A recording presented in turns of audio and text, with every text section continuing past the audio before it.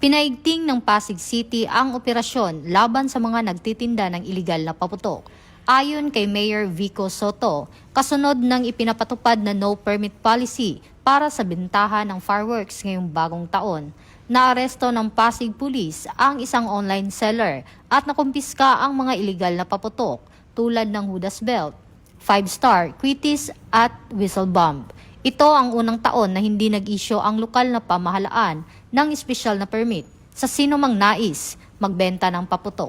Ayon kay Mayor Soto, patuloy ang monitoring at enforcement kasama ang Pasig Police, Public Order Department at mga barangay upang matiyak ang ligtas na selebrasyon ng bagong taon.